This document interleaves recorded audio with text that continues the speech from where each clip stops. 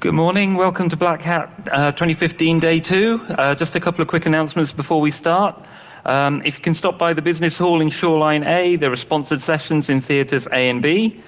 Be sure to check out the Black Hat Arsenal in Breakers D, E, J, K, and sponsor workshops are in Mandalay J, K, and L. You are here, I have got the wrong room. You are in the Jasmine Ballroom for the session, The Applications of Deep Learning on Traffic Identification. If that's not where you intend to be, now is your chance to get to where you intend to be. If you could put your phone on vibrate, it would be very much appreciated. Thank you.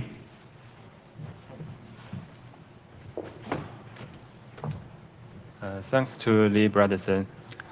Hello, everyone. I'm Wang Zhanyi. I come from China, and this is my first time to the Black Hat, and also the first time to USA. I'm glad to stand here. Today, I'll talk about the applications of deep learning on traffic identification. First of all, please let me introduce myself. I'm a signal and information processing PhD. For several years, I have worked for the largest telecom operator of the world, CMCC. Now, I'm a data mining researcher at Qihoo 360, which is the largest internet security company in China. I have accumulated a rich experience of machine learning, and I devote myself to solve the problem of cybersecurity by machine learning and data mining. Also, I have 3 nice colleagues. Our team focused on data-driven security. Now we study on statistical analysis, deep learning, pattern recognition, and anomaly detection. Okay, let's begin. The contents of my talk are as follows. First, I'll retrospect some traditional methods of traffic identification, then explain neural network and deep learning briefly. Next, I'll introduce some typical applications of our achievement, such as protocol classification, unknown protocol identification, automatic feature learning, and application identification. At last, I will give you the conclusions and future work. As we know, traffic identification is the foundation of cybersecurity. An accurate mapping of traffic to protocols or applications is important for network management, anomaly detection, and so on. We all know some traditional methods. The earliest one is based on special or predefined ports, such as standard HTTP port is 80. The default port of SSL is 443. However, if a port is irregular or has never appeared, it doesn't work at all. Another method is based on signatures, features, symbols, or character. That's the same thing. Cybersecurity experts find static, dynamic, and distinguishable features, but it's very time-consuming and labor-intensive. Also, the signatures will be invalid when protocols are new or not standard. Recently, some people try to find automatic ways to identify traffic. They want to leave the work of generating rules and decisions to the computer. This procedure usually includes 3 parts. First, collect useful features as many as possible. It always needs to compute statistical values or associated scores, such as the time interval between packets, packet size, repeating patterns, and so on. Second, choose a valid machine learning model. The most popular model is decision tree. That is because decision tree can get through the work of classification as well as generate explicit rules for identifying. Then the model outputs predict results. In the whole process, the difficulty is how to choose appropriate features. It always depends on the experience of cyber or security experts.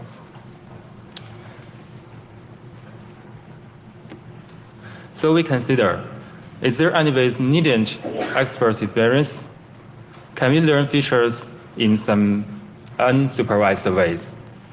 Then we think of deep learning in artificial intelligence. Many people have known the power of deep learning in the field of pattern recognition.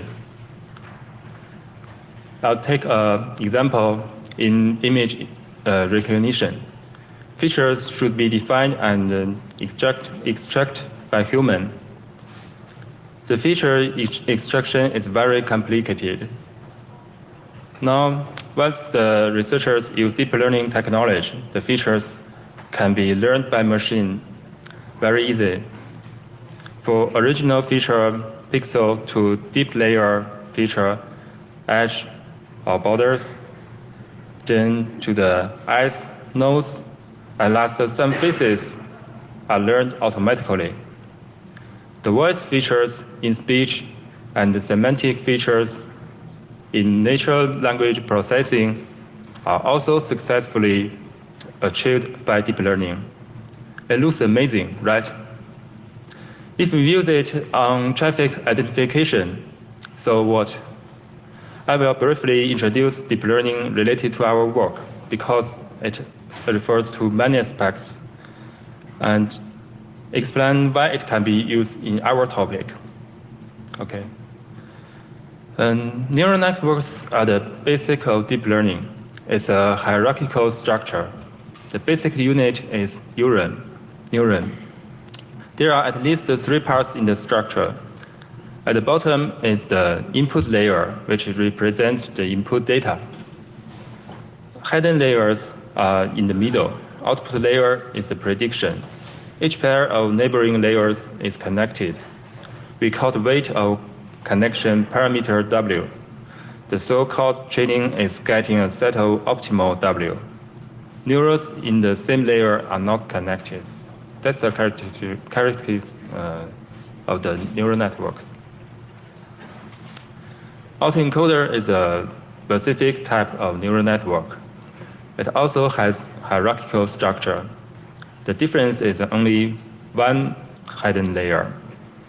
Most interesting, the output layer is identical with the input layer. You can consider that the function is to restore the input information as much as possible.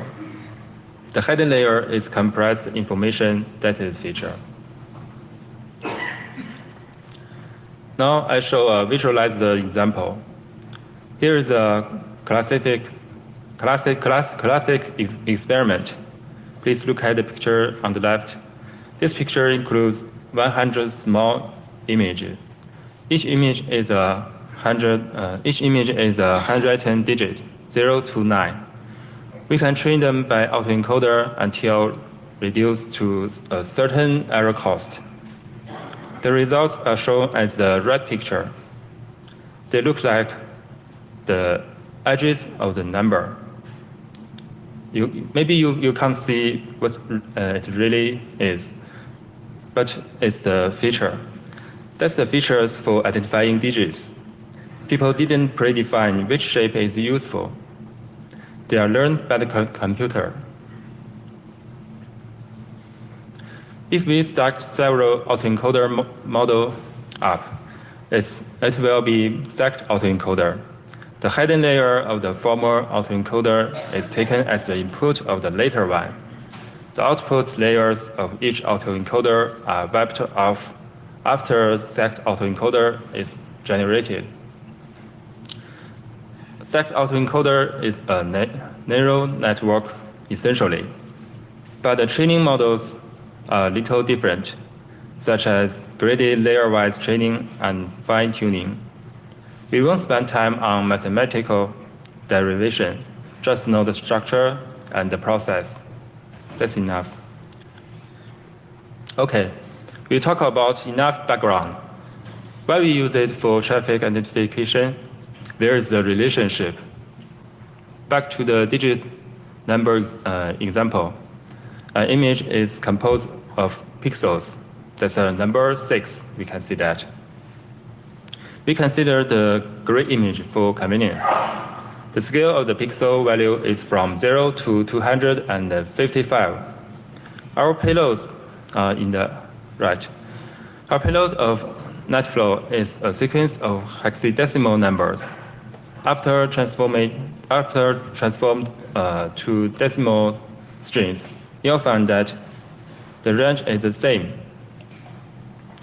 Of course, they represent 256 characters. Taken in this sense, our payload is very similar to the image, yes. So it is reasonable to use deep learnings.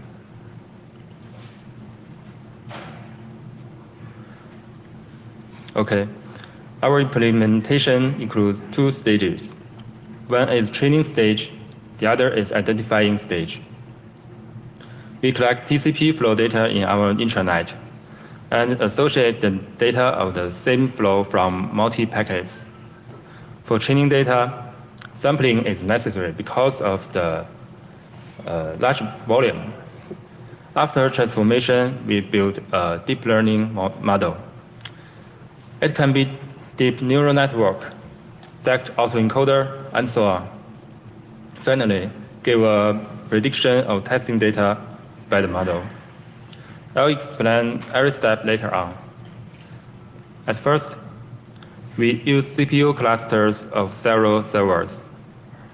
For raising the training speed, we use AMD high-performance graphic cards. The whole training time is reduced to less than 3 hours. The identification can be done in real time. That's very quickly. There are several reasons that we must use parallel computing based on multi-GPUs. We have a large amount of data, and there are more than 5 million parameters. It will take several days just to buy one machine.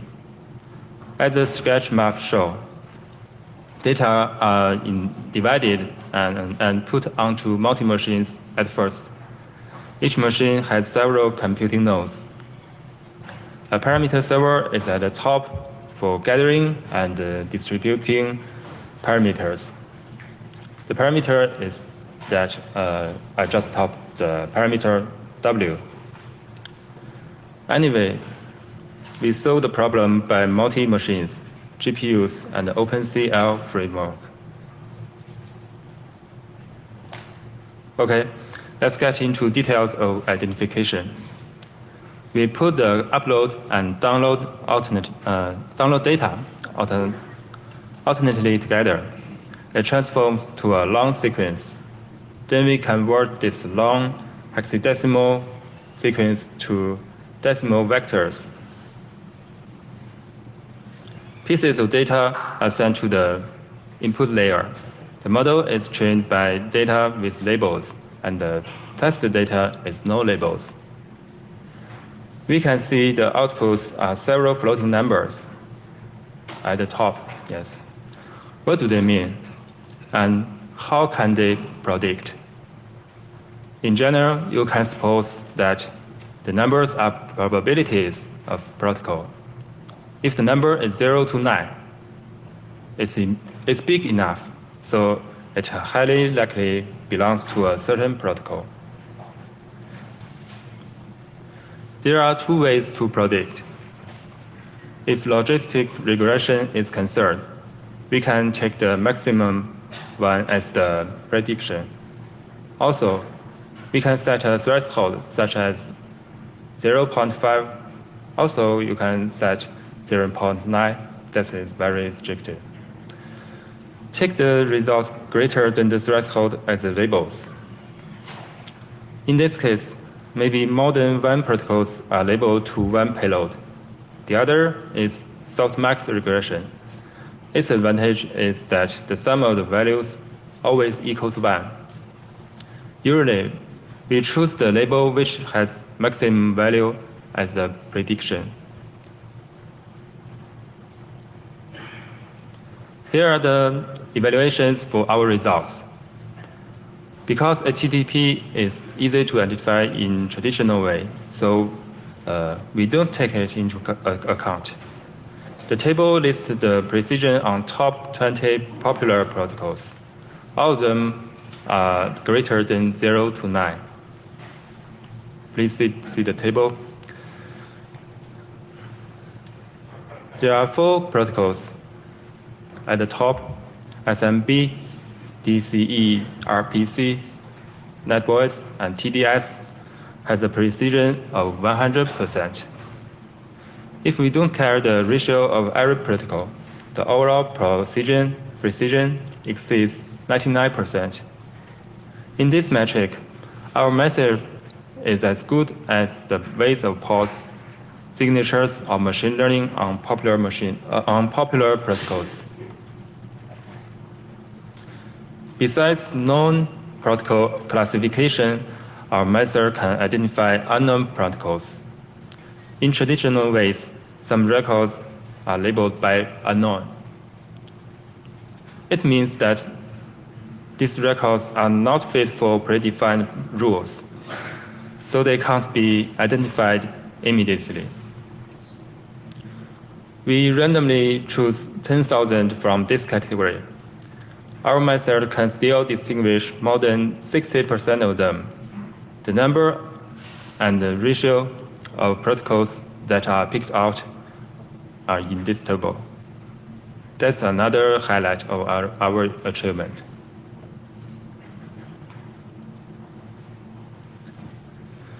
As we talk about, besides protocol identification, automatic feature learning is also possible. By an algorithm, we get the degree of importance for every original feature. That's a formula. I don't want to get deep into this detail. So let's see the automatic learning result directly. Figure A and B list the distribution of top 25 and top 100 important features. It is obviously that the payload data in the front are very important for identification. From figure B, we can see most valuable features concentrate to the head of the distribution. There's another figure C. Figure C shows the distribution of the most useless features. By contrast, this kind of features lay on the tail of the payload bytes. In the past, we need experts to decide which feature is useful and how does it really work. Now the problem has been solved by deep learning. These results testify that machine can take the place of people in some special tasks.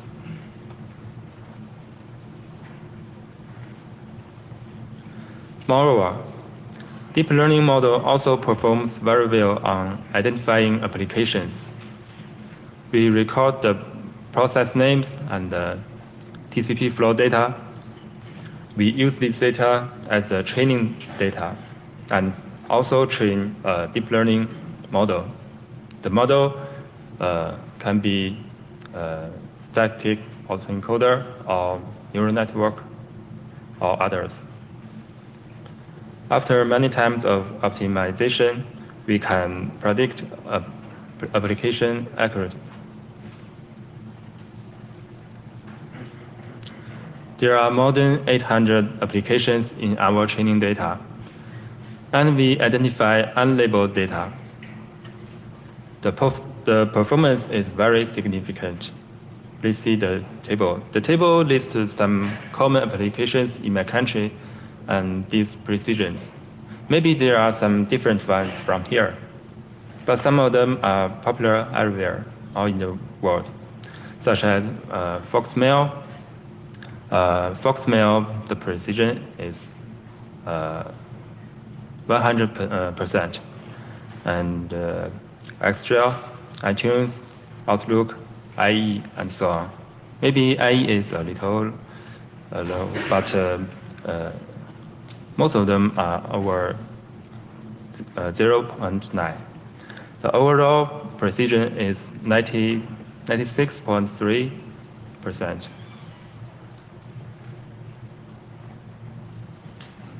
Okay, finally, I'll summarize the work. We introduced the applications of deep learning on traffic identification from 4 aspects: practical classification, unknown practical identification, automatic feature learning, and application recognition. Our contribution lies in 2 aspects. One is that we reduce the workload of the experts. People no longer need to extract features by themselves. The other is that we solve the problem of parallel computing on big data. The next step in our work includes applying CNN model. CNN is conventional neural network to improve the precision of identifying applications and analysis of encrypt traffic by deep learning. Okay, that's all. If you are interested in the content, please offer feedback by electronic evaluation in your email. Thank you.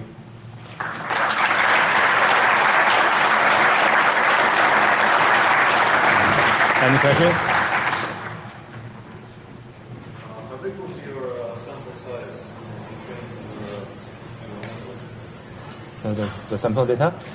How big was the sample size that you trained? How many? Our data is hundreds of millions per day. 100 millions per day, and sorry. Yes, it's very large, and we take maybe you can take 1 day or a week data to train a model. How large? That's in my slides. There are description. This hundreds of millions original data per day.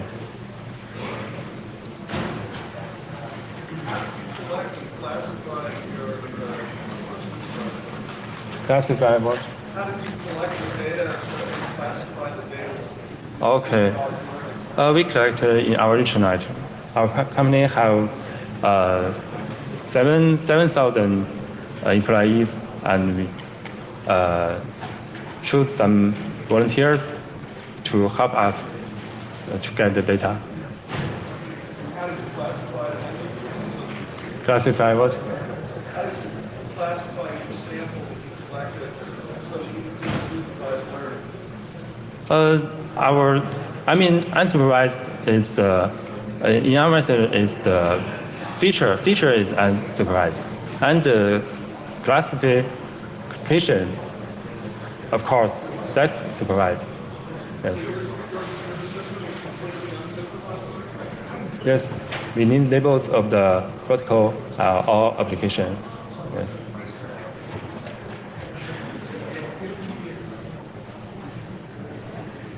Did you already say how many features were extracted? How many features? Yes. That's an empirical parameter, maybe. We test on several children, maybe several hundreds or 1,000. That's according to the data, maybe. Different data, you will choose the different parameter. Okay.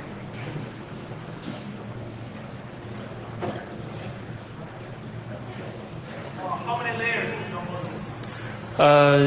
In our neural network, that's a formal experiment, so it's not very high. It's about five layers, and the autoencoder is about 5 to 7 layers. You mentioned that you have 5 million parameters. Was last slide of parameters. Pardon? I mean, for the model, you mentioned there are more than 5 million parameters, right? The model? Yeah. This one? Yeah. The training model has more than 5 million parameters. That's just example, not the real structure. So another question would be, is the model implemented in your environment? How many memory would you use? We have enough servers. Yes. Our results is large enough. Yes, in our company.